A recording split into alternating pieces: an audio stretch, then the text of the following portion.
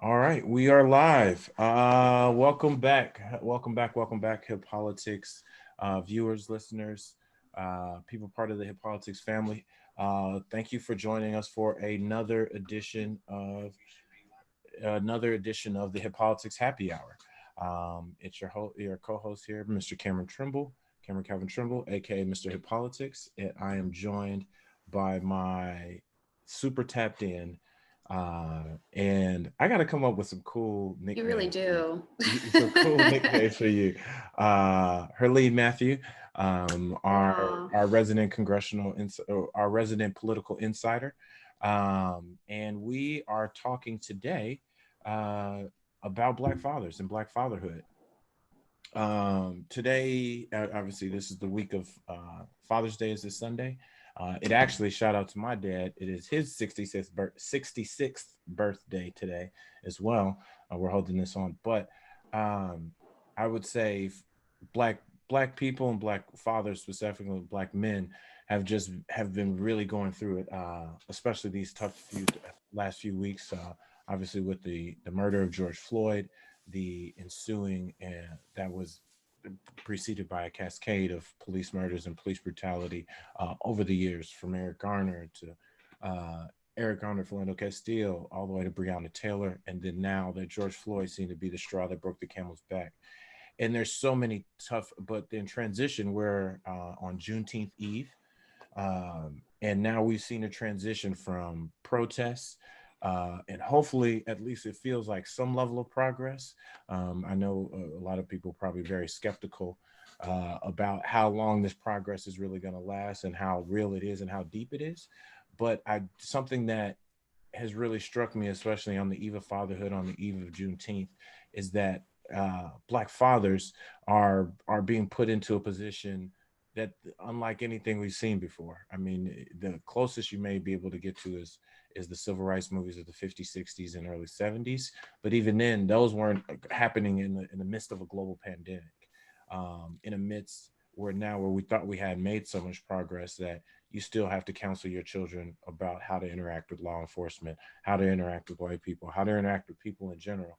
And so we reached into the Rolodex and got a nice mix of Black fathers from various walks of life, various professions, various parts of the country to kind of have this discussion.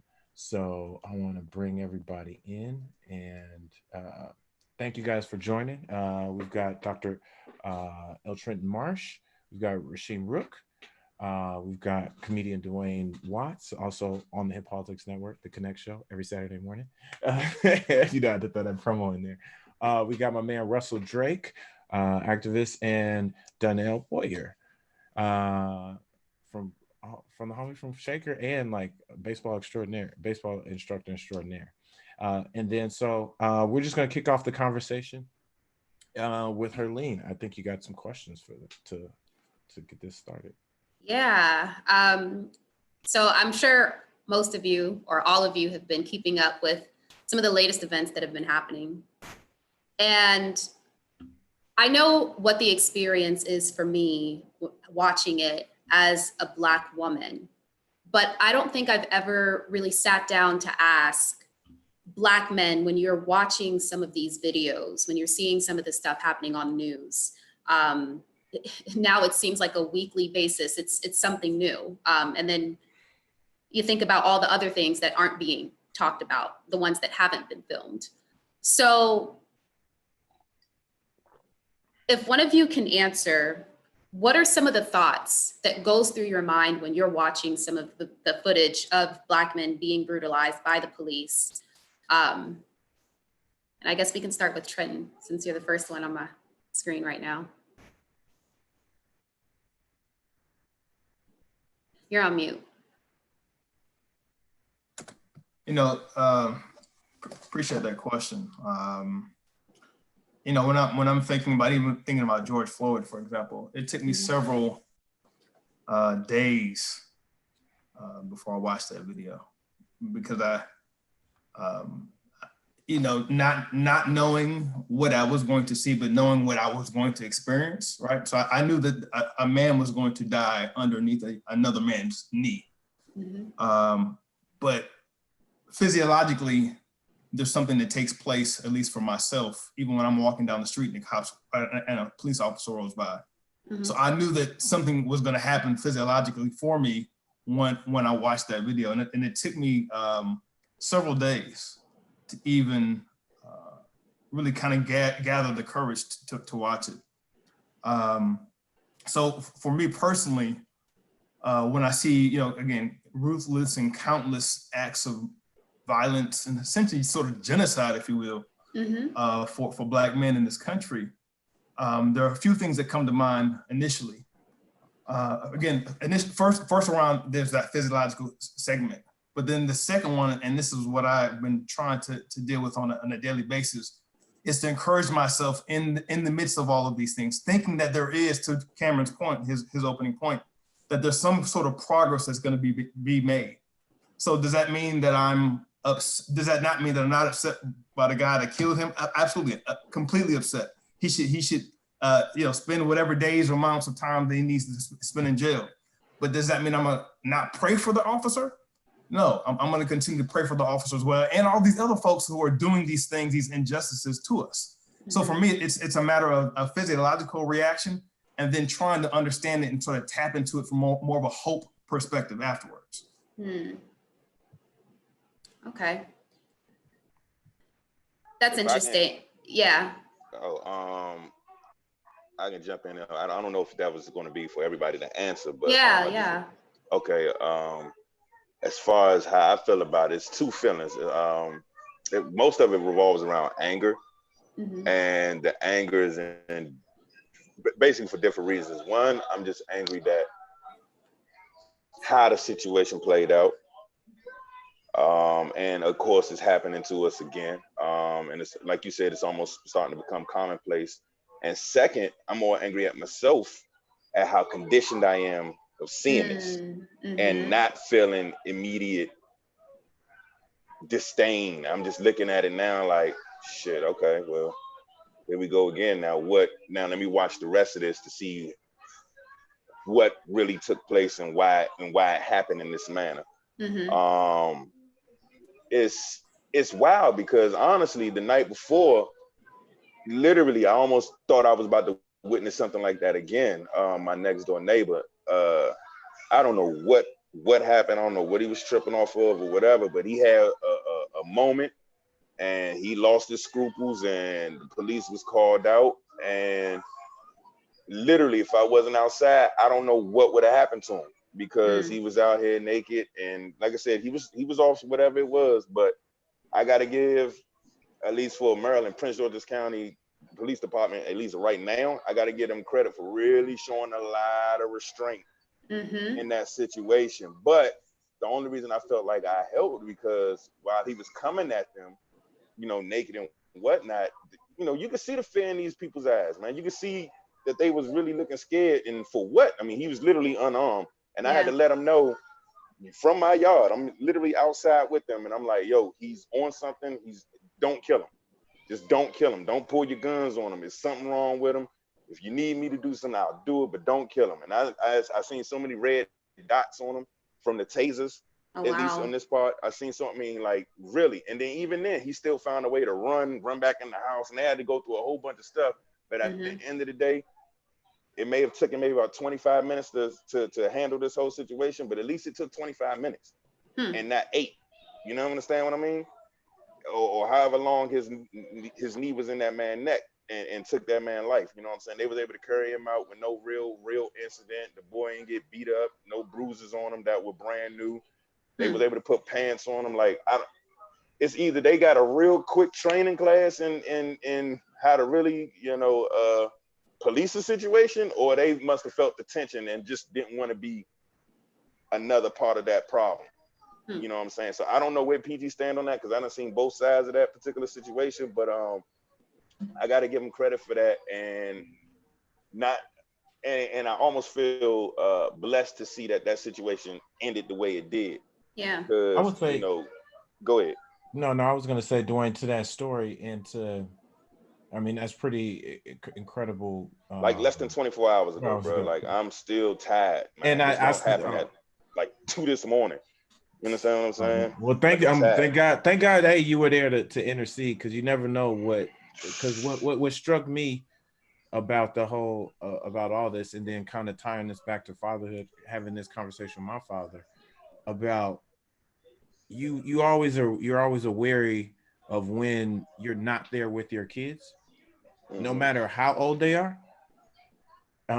Like I mean, I'm almost 40. Like my dad still was like, in a time like this, he's not worried about me, but he is because I mean he's a very praying man, and so he believes in the full armor of God. But on the flip side, when you see all this going on and these heightened tensions, and I've been out there protesting, he still worries about me in the sense of like, I'm not there to protect my son. I'm not there to protect my daughter. My question to some of you all, or maybe Rasheem or Donnell or anyone, like, is there a heightened sense of like that parental instinct in heightened times like this, when we are in a pandemic, so a lot of people have their kids closer to them, but still those opportunities, like no matter what your situation is, your child you might, like, is there just a more protective feeling? I'm curious to that. For me, going to school in Minnesota, going to college in Minnesota, it kind of put me back in that mind frame of that really could have been me in that same situation, being in, several types of those situations downtown Minneapolis. So that it kind of hit home for me. And then just watching it with my son, kind of trying to teach him, and he's only 3. And he's asking a lot of questions like, Daddy, why did they do that to that man?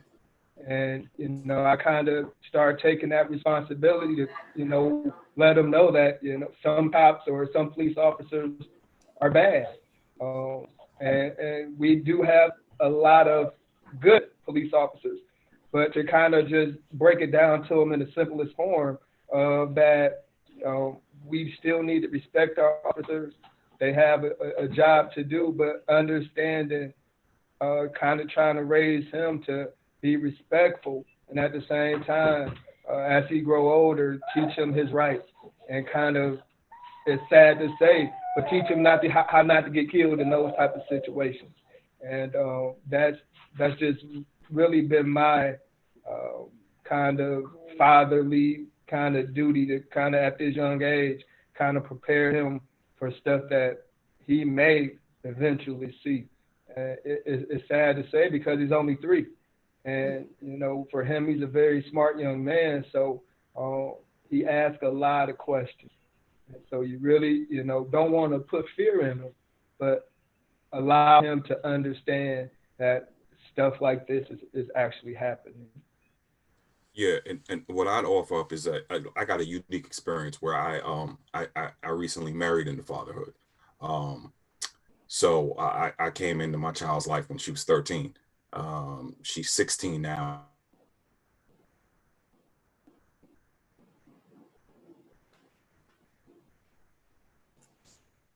Okay, we good?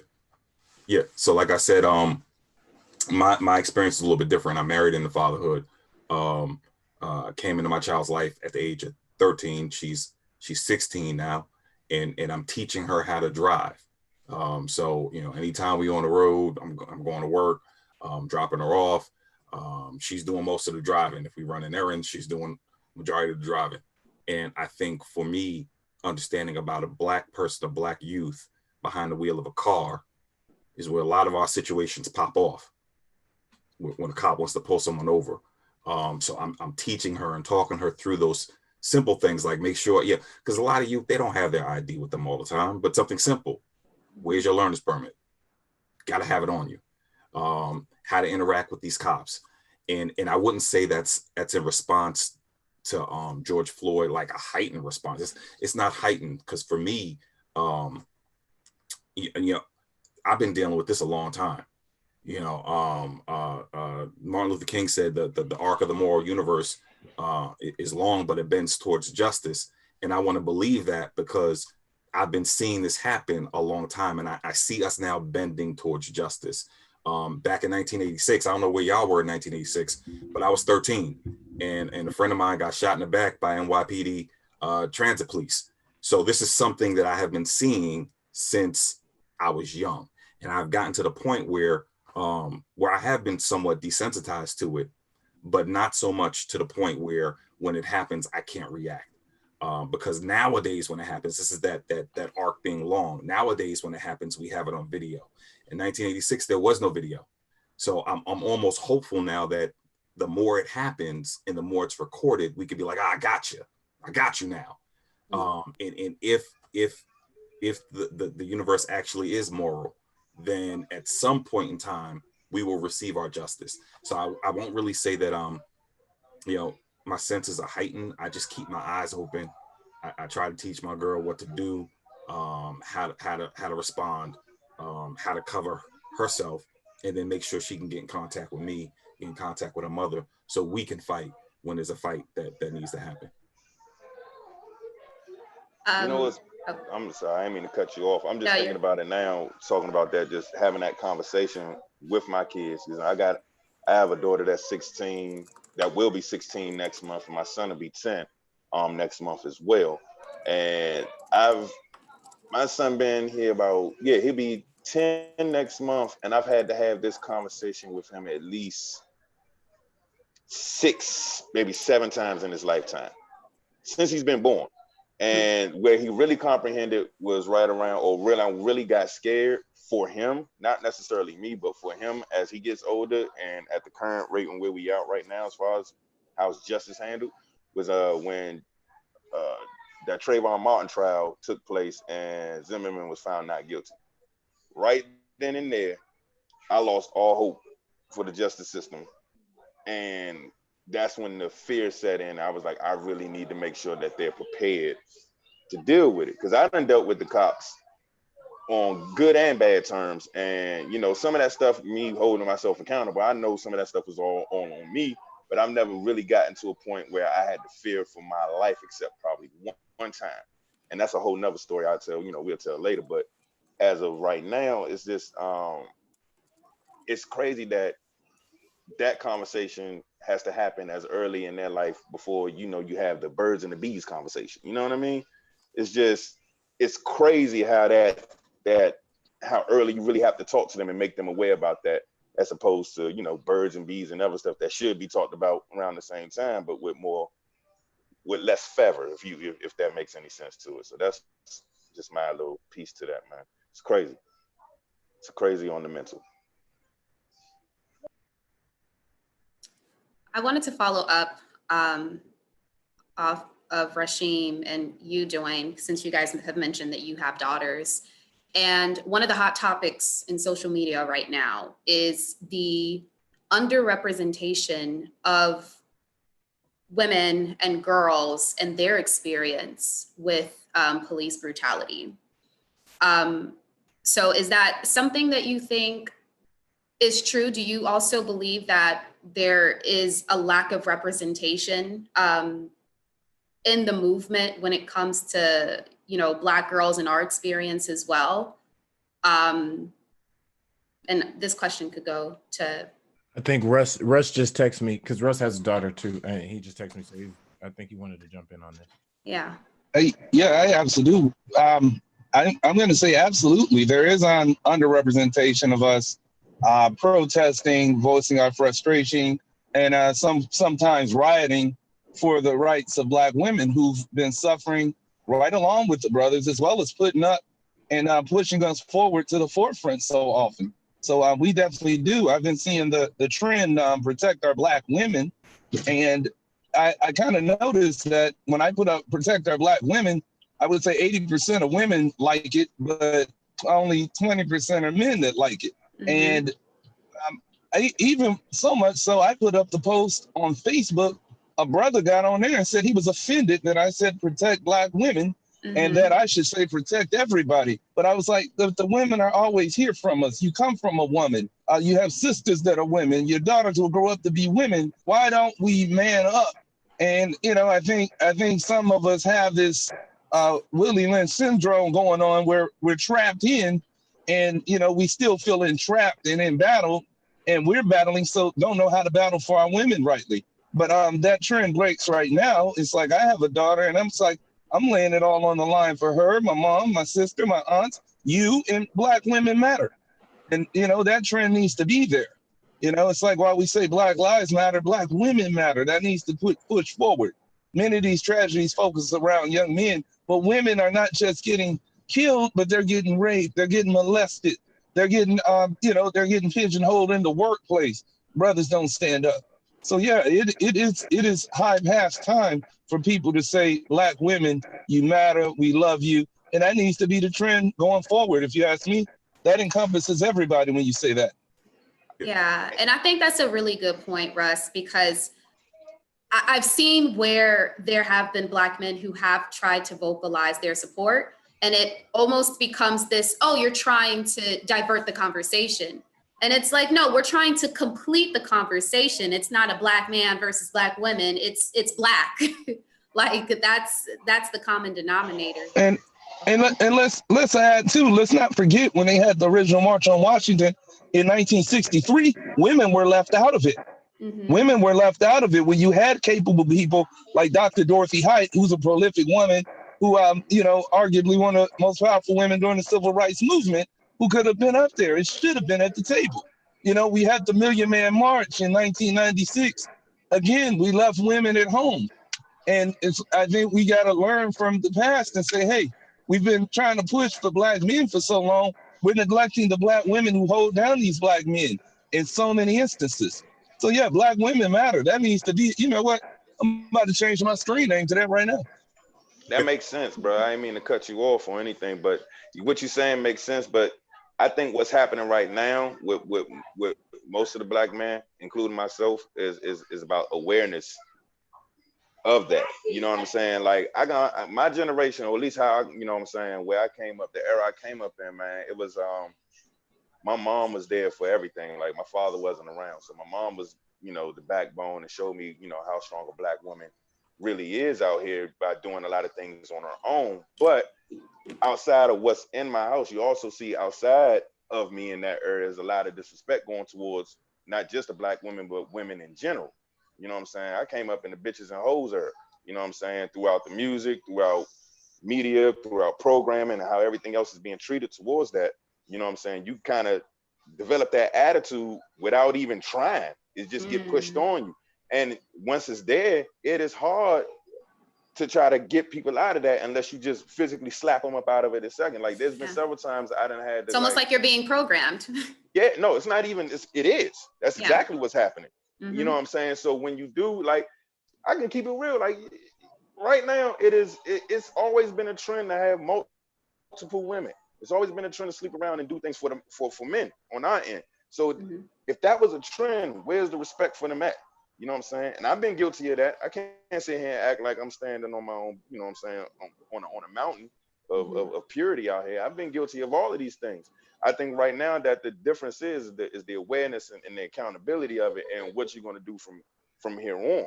And with having a daughter, I know good and damn well I don't want her to date anybody I used to be. You know what I'm saying? Because I wasn't shit. So I think a lot. I don't know. I used to say that too. It's like when I have kids. Nah, you do not. No, and that's how a man with a daughter should think. Is like, do I want her being me? Then and now, you know what I'm saying? And if you answer that honestly, then yeah, you're gonna make the necessary changes, which would then involve them to step up and appreciate that. But when you was talking about the Willie Lynch syndrome, yeah, it all goes back. It's generational, and it's a lot to come up with. A lot of us are offended, and a lot of us are touched right now. We're like an open wound right now. I feel it. You know what I'm saying? But to that point, and because this is what I wanted to bring it, Donnell, Trent, and Rasheem, because like I said, I know Rasheem from when I was in college, and like he being a counselor. You all don't just touch, or you all just don't impact the lives of your own children. Trent, you're being an educator. Donnell being a coach. Like a Rasheem, like I said, both with your work at the food pantry, but then also like your work in education. So you impact a lot of lives, and a lot of, I'm pretty sure not all just black lives, but a lot of young black lives. And in this kind of period of time, a lot of, sometimes in some instances, you're almost, or whether it's a surrogate father or and not even necessarily just a father, but you are a black man that is in their life that is going to help shape and mold how probably how they view black men moving forward. um Talk to me about that kind of responsibility, or do you perceive it that way, and so forth, because like I said, you deal with young people at various ages. I know at various different ages and stages throughout your professional career, but that will in fact impact people's personal lives. For me, go ahead, Trent. Okay, so yeah, Go ahead, Donnell, and then Trent will jump in. all right, yeah, for me, coaching in a predominantly white sport, I kind of made it my business to go in and with the African American community and try to push them toward the game of baseball, understanding that we tend to go to football and basketball. So, you know, me becoming a coach, I really wanted to give back to the inner city. So I was able to, you know, connect right away with a lot of black young men, teaching them the game of life through the game of baseball. To this day, you know, I started this thing about 6-7 years ago, and I've got about 13 African American kids on scholarship to go play baseball. So it really means a lot to me to go into these homes and talk to these parents and get these parents to understand the way that we trying to help these young men live their lives the right way. And so I've become father figure to most of these guys in single parent homes. And they call me every single day, checking on grades. So you continue that relationship. And you know, that's what kind of my background with the young men are. You know, for me, I was thinking about this. This might even tie into the last question about the woman's role, if you will, or the invisibility. I think part of the challenge that I have, at least in schools and university level, students don't understand the construction of masculinity, particularly Black masculinity in this country. And then there's obviously a role or conceptualization of how Black women have been formed and defined. And so myself as a professor, part of what I challenge my students, because a lot of my students aren't African American. So I might be the first African American professor that they've ever seen ever in the history of their schooling. So for me, it's always invoking this idea of like, okay, you might have seen something in the media, or you might have seen something in a movie, or you might have heard something about a song, but here's the actual history of Black folks in this country, or here's the history of Black folk kind of writ large. And so the idea of quote unquote being someone's father, not per se as someone's father, but certainly kind of the facilitator of here is the actual knowledge that you need to know. And I think for me, as again, someone who's in this kind of university kind of context, is always pushing and challenging students to rethink some of those negative dispositions. So for example, we're social distancing, and I wasn't in class when we had the George Floyd context, but I had some graduate students after the fact. And so we had conversations about unpacking what that means for them. So again, I'm not a father figure for them, but I'm trying to help facilitate what does it mean to have empathy when you see a man's knee on somebody's neck for 8 minutes and 46 seconds and the officer's hand is in their pocket. So those are the type of conversations I'm having with students who don't really understand, like, oh, okay, now I realize, okay, racism still exists. So these are students who think that it was Obama, oh man, it must have been, we're all good. No, that was a myth. A lot of students don't understand that was just a myth. So again, not a fatherly role, but certainly a facilitator, I think, of important knowledge that they need to understand in this racialized context. Now for me, the way I've always looked at it is fathering in the simplest form is causing something to come into existence, and that's what fathers do. They take children, they raise them to come into a sense of self, and then exist in this universe and exist in this world and be shoved off to live their own life. Now that can be done biologically, but that also can be done in terms of education, community programs, nonprofits, and I think for us as Black men, the challenge that we come up against is not only have we been brainwashed into thinking what Black men should be, how we should act, how we should interact with women, the world has had that same brainwashing.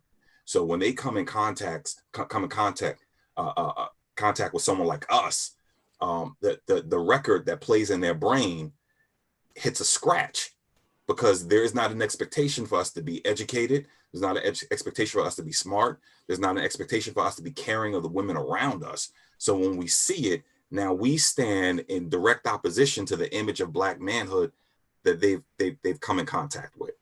And what I do is I take that on and I wear it like a badge. I love walking into a room and busting up everyone's preconceived idea of who Rashim is. Love it. And because that brainwashing that takes place with our young ones, they start to act out what everyone thinks we are. And what I want them to understand is that they don't have to act that out. Like, young man, you don't have to take every shorty just because she strips butt naked and gets in your bed. You don't have to. Like, there's nothing wrong with saying, nah, I don't want to have no sex. Young lady, there's nothing wrong with not being in the center of the circle, twerking at every single party. Nothing wrong. Break up this concept of what it means, and then give that to the community. Because when it comes to our brainwashing, we get put on a different pedestal, because now as Black men, we have internalized our oppressors' ways. We've internalized it to the point that we are now oppressed and oppressor. So we look for the ones who are the weakest in our community, and then we go on and oppress them. So sisters, that's why we don't talk about Black women's lives matter. We don't. Like, I got a podcast, and for the last 3-4 weeks, we've been wrestling with that, because when we first started it, we was like, yo, outside of Breonna Taylor, Sandra Bland, like, who are we really shouting out? So we have got to consciously make a decision to say, what is it that I believe? Why do I believe it? And how does it impact how I interact, the youth that I work with, the people I work with in terms of professionals? Those are conscious decisions. And while it may be difficult to break it because it's brainwashing, I'll tell you something. My therapist told me long time ago. She said to me, you're an adult now. You get to make different decisions. And I think we have got to hold that to heart. Be like, I'm not a victim of my brainwashing. At some point in time, we know the difference between right and wrong, and we've got to decide to do what's right. Sounds like accountability. Yes, sir. That's all that is. It's accountability. And for So, me, oh, go ahead. no, after you. So, like, I think the most beautiful thing that we've kind of seen throughout this whole process is also, it's not just Black people out there marching. You know what I'm saying? It's white people out there marching. And 90% of the guys that I coach are white. The young men that I coach, are white. And for me to be able to teach those men, those young men, that Black guys or your Black teammates, those are your brothers. Like, we can't do any of this alone. You know what I mean? And to get my guys to understand, if you see something that ain't right, no matter what color you are, you got to step up, speak up, and say something. And, I make that part of my daily regime at the end of every huddle to let all my guys know we can't do what we do without each other, whether that is winning a baseball game or winning the game of life. And I think what happens is if we can just continue, all right, to teach each other the right way to go about our business, do stuff the right way. And as you can see, that's how change is starting to happen, and that's how it's going to happen. It just can't be us. It can't be us. Donnell, I got a question for you. Has any of the boys from your team asked you anything about what's going on right now yet? personally to yourself? So when the George Floyd situation jumped off, I made it my business. It didn't. Nobody had to say anything. You know, because as I stressed, man, all these cats are my sons. And so Right. we sat down and I set them all down in a huddle and we had that conversation. Okay. Like what's going on right now is a difficult situation for everybody. Right. And you got white kids that don't know how to respond. You got black kids now that looking at white guys, you know what I'm saying? So like, so it was really important for me to get my group of guys to understand that all of us are important. You know what I mean? And that we ain't gonna look at each other differently. We can't do that anymore because if we do that, there ain't nothing gonna change. We gotta look at each other as the same. Just because we're a different color, just because we may have a different religion or come from rich backgrounds or we don't or poor backgrounds, we still gotta fight together. And I think you know that's what the sport teaches you. Okay, when you in a huddle, you don't see color, you don't see religion. All you see is your brother. And I think if we can start to do that in the community, just across the country, then that's how I believe we can make a difference. And that's just my little part that I do every single day. Try to get guys to buy in to each other and doing stuff the right way and understanding that we all are family. So a few of you have already touched on something that I think like has to be brought to the conversation whenever we're talking about stuff like this. And that is the media and the influence that is had on Black people, Black men particularly, Black fatherhood, and the misrepresentation that the media has had, and how the world ultimately sees Black men.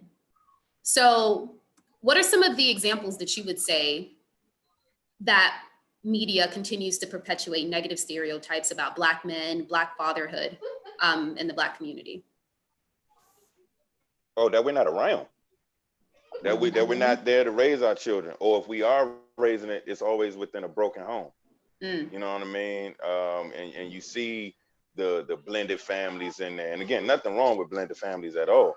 You know what I'm saying? I have a blended family. You know what I mean? My daughter isn't my biological daughter, but that's my daughter the same way. Just like with Rasheem in his situation, I'm same situation. You know what I mean? But you know, my son's my son. But at the end of the day, it's like, you know, you don't see that. You rarely see the whole family and the Black man being looked at in a positive light, not always struggling, not always, you know what I'm saying, on top of things, but trying to. And you got a few programs now that's trying to do it.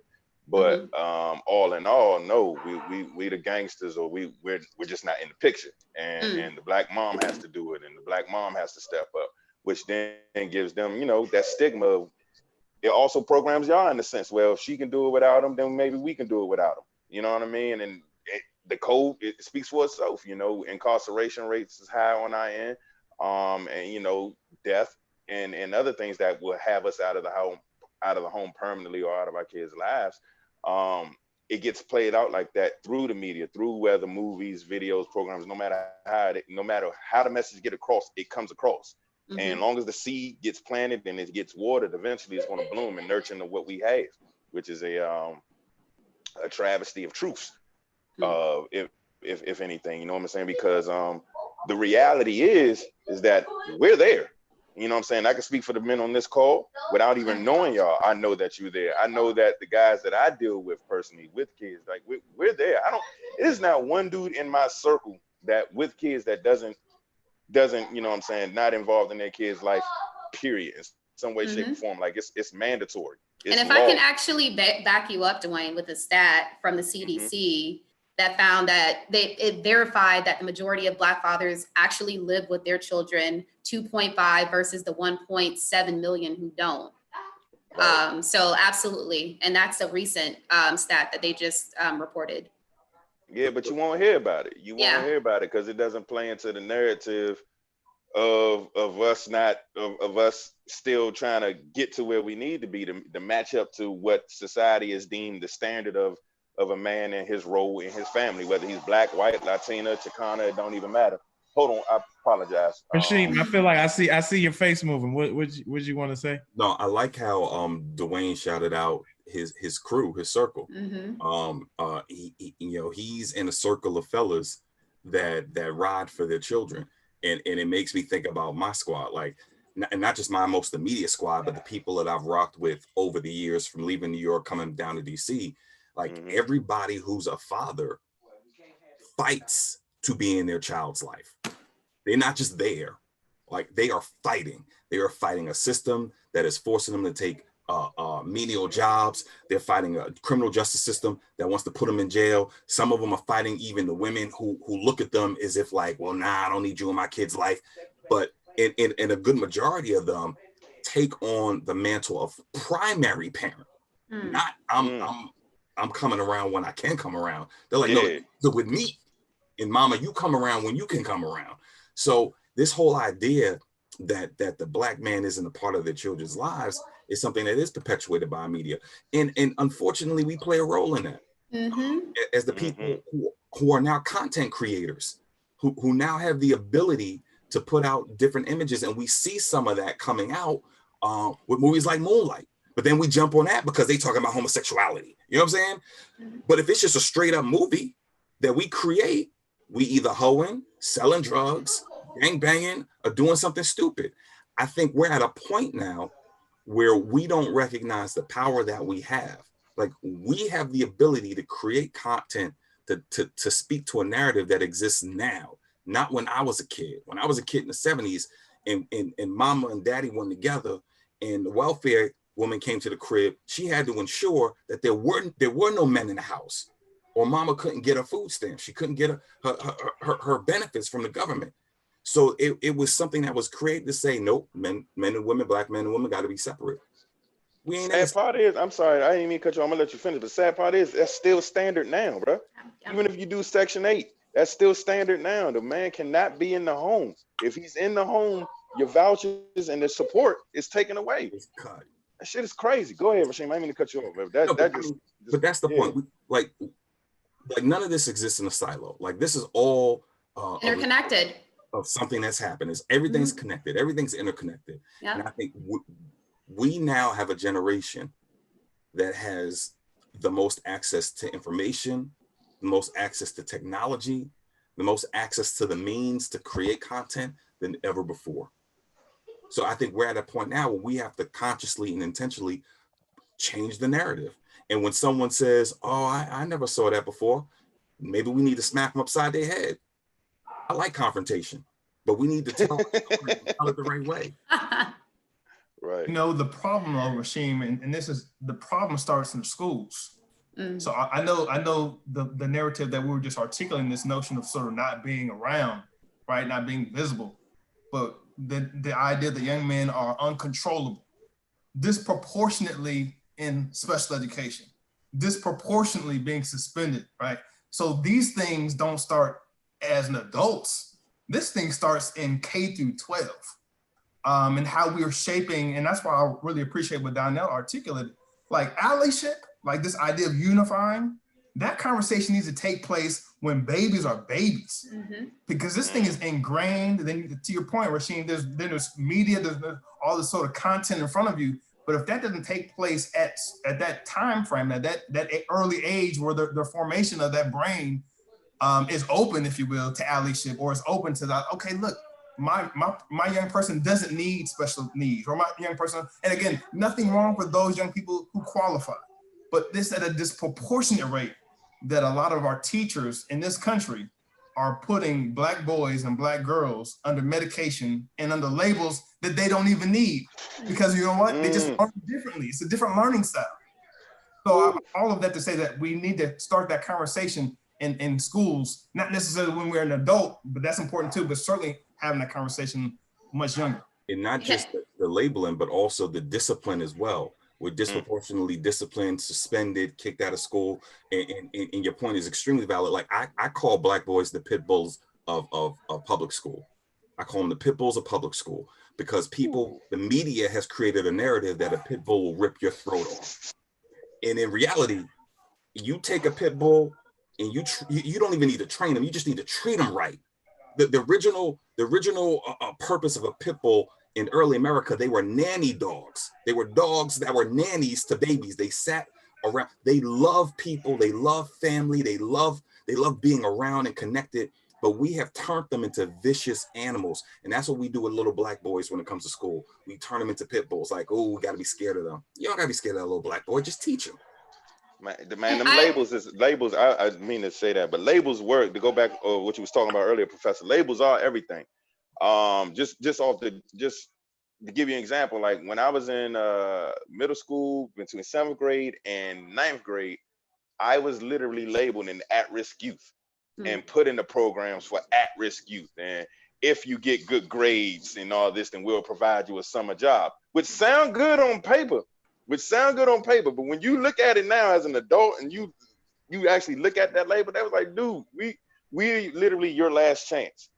They're telling you right now, early in the game, dude, right now you're on the path of nowhere, and we're going to be your savior. We're going to be your Jesus when it comes to education, okay? So if you do what we tell you to do, we're going to give you the shining nickel at the end of the year. And you can go ahead and cash it in and get whatever you want. But you got to do this first. And we want to see you do this because you're at risk. You don't have your father in your home. You jumping from spot to spot. There's a lot of chaos in your personal life. And we just want to let you know that even though you're this close from jumping off the bridge, we right here at the bottom with a pillow to catch you just in case you do. So it's them labels carry. Them labels do carry. They stick with you for a very long time.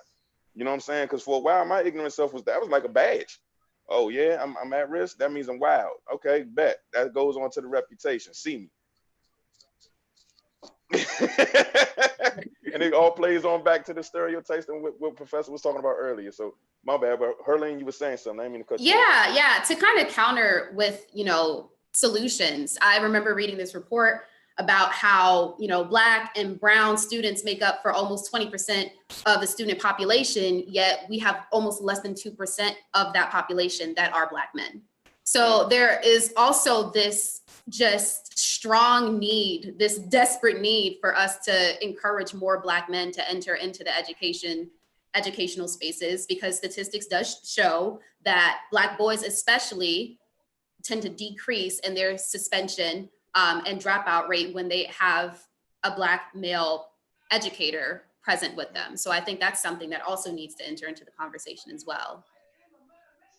Part of, and this kind of goes to where Sheen was articulating, like this idea of pit bulls. The notion of like, not even like training, not even treating, but I'm talking about loving and like loving babies. Every baby that comes in the classroom should be loved, right?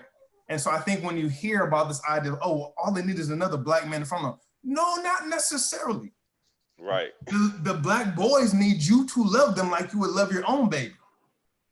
But do you think it's a coincidence that in most of these cases, the teachers who are suspending them, who are diagnosing them, tend to be white female teachers? No. I mean, statistically, white females in this country are 85%, right? 85%. So yeah, we know that they're the ones. But I think what part of the logic is, I've seen Black teachers disrespect and unlove Black boys. So I'm saying I'm not saying it's a pure race thing or ethnicity. It's a disposition, right? So there I believe young people, and this goes to what Dwayne was saying. He was labeled young at a young age at risk. When a young person enters a classroom context or crosses a threshold with an at-risk label, there's an immediate reaction of how teachers perceive them, Black and white. So it becomes ingrained. And so he, Dwayne, unless they say 2020, someone like Dwayne who has an at-risk label, there's an invisible barrier that they have to now contend with, even if the label is inaccurate. But like I said, I've seen that happen too. I've seen Black teachers in my own research. I've seen Black, and this goes to, I'm connecting everybody's points, but what Rasheem said, when you become oppressed and now you out of that system, you sometimes become the oppressor. So I had a teacher tell a young man, he was in part of my research study. We're having conversations. I told him the university I went to. And he told his teacher that's the institution that he wanted to go to. She told him, do you even have the character to go to the institution? What does that mean? The character to go to NY, what are you talking about? So this idea that, these labels, and now because you're a Black woman or a Black man, now you don't have those, that's not the case. The disposition, we need to think about how we're training culturally responsive pedagogy. Pedagogy that's not just caring, but legitimately loving young people. And there's another piece to it where there's going to be a need to train for trauma-informed work. Like a lot of us coming out of, we've kind of romanticized what it means to be Black in America, and we forget that the majority of Black people are coming up in urban environments that are low income, that is steeped in violence, steeped in crime, steeped in drugs, and that causes trauma to a child. Our brains don't stop developing until they're at least, we're 21, 22, then our brains stop developing around that time. These kids are going through and growing through trauma, and when they show up in the classroom and that post-traumatic stress shows up, Black and white alike may not know how to deal with that. So how do we love on these kids? How do we deal with post-traumatic stress? How do we deal with trauma that they've dealt with? I have had both Black and white teachers from elementary school all the way up through college, and it were the ones who decided and made a conscious decision to be present in my life were the ones that made a difference. And unfortunately, a lot of that stuff can't be taught, and a lot of that can't be trained on. And a lot of people are going into teaching, especially secondary, elementary and secondary school, because they got good benefits. They got benefits, and they may have a pension and there's security. So that's why they go there. They get a little degree, and it says that they can pass the praxis and they can go teach. But that's not enough. And how do you then pick and choose who can do what in those environments? It becomes a really, really difficult thing. I think we really, really need to be mindful of there are folks out there who are teaching who should not be teaching. And to Trenton's point, some of them are Black. Yeah. This has been a powerful conversation. I wanted to wrap it up real quick with just like a rapid fire quick question to everybody here. You learn a lot about yourself. From my understanding, like, I'm not a father.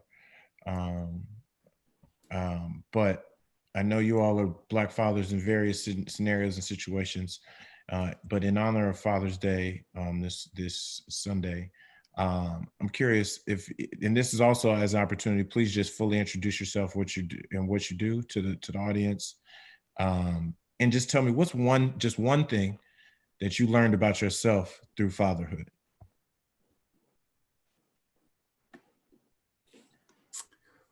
I'll go first. To introduce myself, Rasheem Rook. I'm the Director for Workforce Development at DC Central Kitchen. I've spent a whole life working in higher education and in the nonprofit field, getting students from backgrounds that I come from to and through college.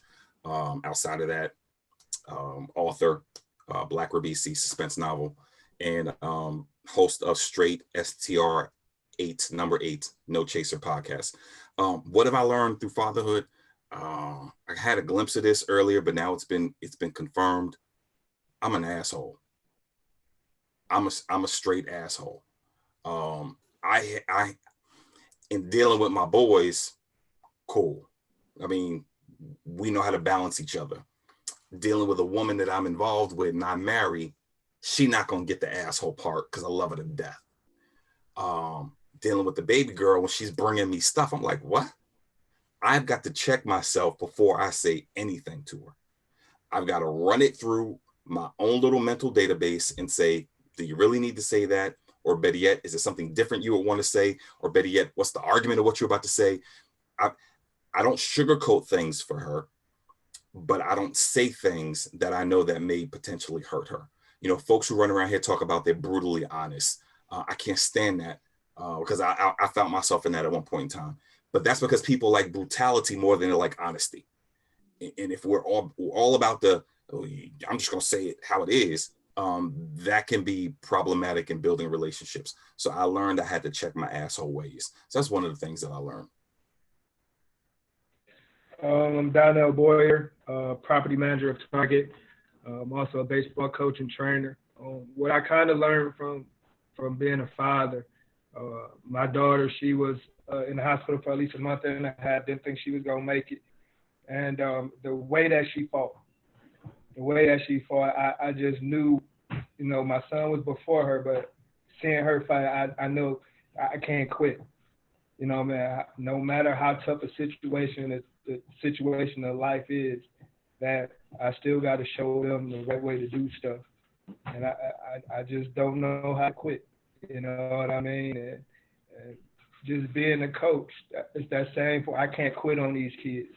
You know, a lot of kids looking at me, you know, every single day, and I'm giving them hope somehow, some way, that they can get out of whatever situation that they're in. And it's a holistic thing for me. I'm not just a father to my kids, and I understand that, and I accept that role and that responsibility. And I do everything that I can just to make, you know, differences in these young people's lives.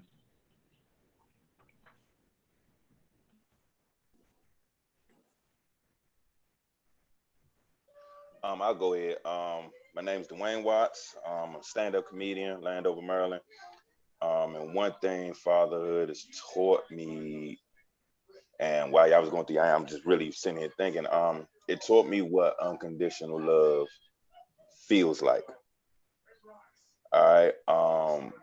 Coming up again, it was my mom. My mom was, I mean, I knew she loved us unconditionally, so on and so forth. So I felt her love, but to give it back to somebody, I gave it back to my mother, but I knew who my father was, you know what I'm saying? So I always had that missing part, you know what I'm saying, of not knowing who he is for real, you know. And just to give a heads up, like later on down the line, we've repaired our relationship. So me and my father are cool now, like good. She was at my wedding and everything. So we're good. But it took a long time to get to that point. But the point is that, you know, when you don't have both around, it's not really unconditional. You know what I'm saying? You just only getting 50% of it, you know what I'm saying, from one side, but you don't know how the other side feels about it. So now dealing with my boy in particular, because like I said, it's something about that. It's a different connection. Dealing with my daughter is all good, but her father's around as well. So, you know, I can't sit there and try to steal all shine. I just try to get involved and do what I do and be there for her when she needs me. And we play that role great. But with him, I'm teaching somebody brand new things that I'm still learning. So with that, there's going to be mistakes here and there, but to know that no matter what I do, he still loves me at this point and I'm still his hero, that does something to me. It does something for me, and it makes me feel like whatever I'm doing, it must be right, because he still looks at me like I'm the greatest person on the planet. And that's all that matters to me, because I know I didn't have that feeling, you know what I'm saying, coming up. So I'm glad that he doesn't know that. I'm glad I'm breaking generational curses. I'm glad I'm breaking the stigma that is placed on us, even if the relationship isn't working. You know what I'm saying? I'm glad that I'm still heavily involved on both ends, and they know that and they respect that, and he knows that. And that's what I get from it. I just know that there's unconditional love from both of them. I'm gonna be real quick on this one. For me, it's just prayer. You know, I pray before, obviously, on that. It doesn't necessarily have to be, obviously. But I was praying, obviously, before my son was born. But now I'm really sort of understanding this idea in the relationship of Holy Spirit. So it's just a matter of this kind of speaks to everybody's points at the same time. But just before I even open up my mouth, Lord, help me say the right thing. I don't want to keep my son is 2. He just turned 2, right? So I want to make sure that I'm giving him the autonomy and the freedom that he has, and he don't hear no all the time. So I want to make sure that I'm kind of putting him in a position to feel love, take risks, have the unconditional love. But when daddy needs to come in and kind of rein him in, I'm able to do that in a loving manner. So just trying to hear from Holy Spirit every day.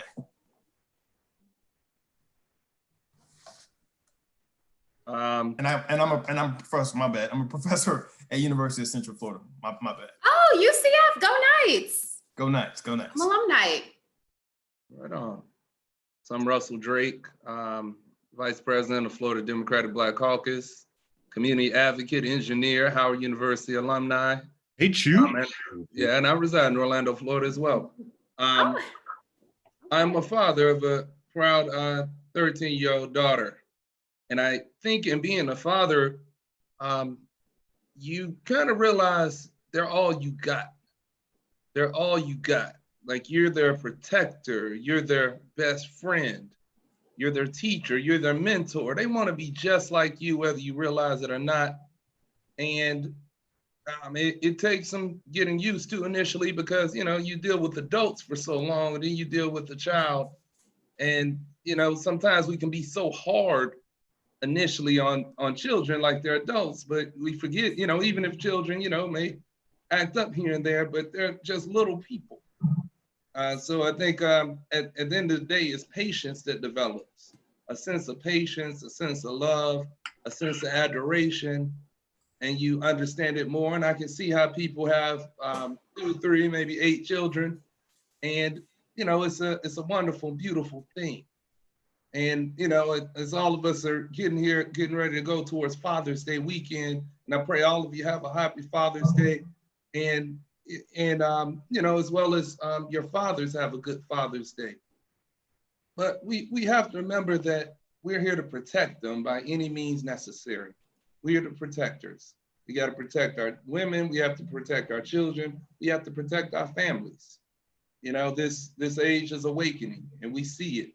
So, you know, now is the time to not just man up, but I think now is the time to bring our children up. And thank you for the opportunity, Cameron. Thank you to the HIP politics and all you continue to do. And I got Bob Marley on here, and I always say, one love. Thank you, Russ. That's my brother right there. Well, yeah, that's everybody. So, Herlene, thank you. Everybody, sorry for the wardrobe change. I spilled something, and it's raining here, so I had to like move it, go toward the modem, so this didn't drop. So that's why that's just trying to be a little seamless. Sorry, don't nobody care. Don't nobody care. This is streaming. They will definitely judge. Yeah. There's someone, I see someone in the comments now. So thank you guys for having the conversation. Thank you. I learned a lot. It was good to connect with all of you all. I like I said, I have different relationships with all of you all, but it was good to connect on this conversation. And proud of you all, proud of everything you're doing, and then proud of the examples of Black fathers that you guys are providing, not just for your own kids, but to the world. So with that, Herlene, thank you again. We've had another, we're me and Herlene are as a tag team, we're 2 down, 1 million more to go. In terms of happy hours, to everybody who's watching or rewatches this, tune in live every Thursday at 7 p.m. Eastern, 4 p.m. West Coast. Thank y'all. Happy Father's Day. Happy Father's Day to everybody out there. Thank y'all. Thank you guys for having me. Happy Father's Day. Happy Father's Day, fellas. Coming down there in December to see my family. I got Rooks down there. I'm coming to Orlando, fam. We got to get together. Oh, for sure. Oh, hey, Brooks, I should say Russell.